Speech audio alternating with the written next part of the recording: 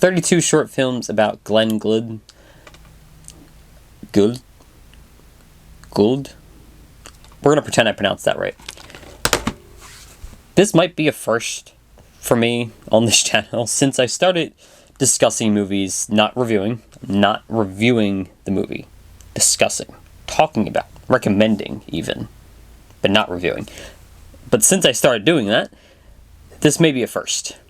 I do not like this movie. This movie is boring. And not in the Janine Dialman kind of way where it's super interesting to look at and everything going on and I feel bad for the characters. It's just a little overly long. This movie is only 93 minutes. And in 93 minutes, it is the most boring thing I've ever watched in my life. I did not like this at all. I will say, to be fair to the movie, the only reason I bought this, and this is kind of pathetic, but like whatever, is because the Simpsons episode, the classic, one of the best, 22 short films about Springfield, is based, sort of, on this movie. It is paying homage to this movie.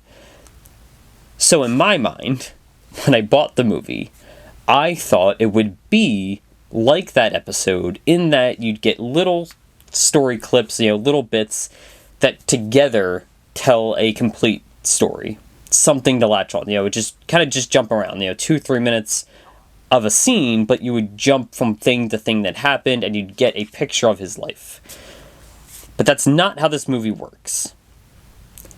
This movie shows little clips of his life, little clips of his past, of during his work, just random things, but also there's like clips where like music just plays and there's scenes where nothing happens. And it's just, as a story, not interesting at all to me. I found myself incredibly bored. I think from a production standpoint, from a directorial standpoint, even from like the writing perspective, this is a fascinating movie. I will say that. It deserves its spot in the Criterion Collection just based on how it's made, how interestingly it's made. But I think it fails at that making. I think it fails to accomplish what it sets out to do. This is less 32 short films about Glenn Gould, about Glenn here, and more 32 clips that sometimes are about this man's life. I think Francois Girard's direction is good. I think when we're watching scenes that are actually relevant to the story, it's done well. I think the acting is good. It's not like anyone is particularly bad or there's nothing specifically wrong with anything else in the movie. I just don't care. And for me, I need to care about what's happening in a movie for it to be good. And why I care doesn't actually matter that much. It can be emotional. It could just be funny. It could be any number of emotions that a movie can elicit, but it has to elicit something. There has to be some draw to the movie, and this movie doesn't do that. The only thing it elicits from me was boredom. It was hard to pay attention to because it just wasn't interesting. The random cuts to music just didn't work for me, and I get that he is a musician, and that's fine. Like, he's a musician, so the cuts to music kind of make sense in that way that he's a musician. So this is a part of his life. But as a movie, that just doesn't work. Honestly, for probably the first time, I do not recommend watching this movie. Not even a little bit. I just think it's bad. I don't like it. I will never watch this again.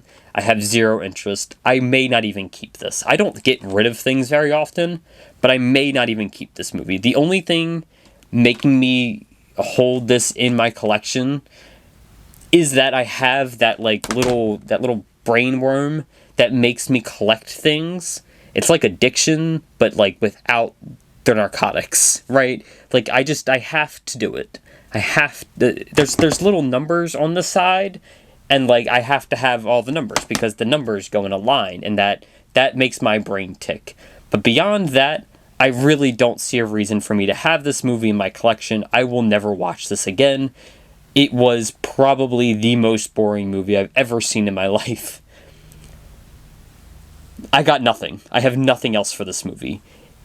Absolutely boring. Did not like it. Just watch the Simpsons episode. At least that's funny. And like, it takes the same concept. It is the same idea of a bunch of short films, little clips, little short stories, building to be a better thing.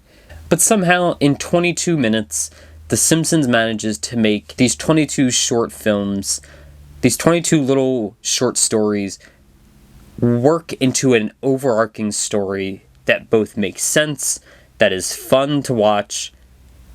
And granted, The Simpsons is not basing its plot off of this movie. Technically, the episode is also a homage to Pulp Fiction, another fantastic movie. I do think there's some overrating going on with the movie, but it is a great movie. And it kind of combines the two concepts. This is like taking the worst parts of Pulp Fiction's story structure and getting rid of all of the like action and comedy and just everything else, the vibes that make that movie good, and filling it with like the world's most least interesting person in a biographical sense. I don't care about his life. The movie doesn't make me care about his life.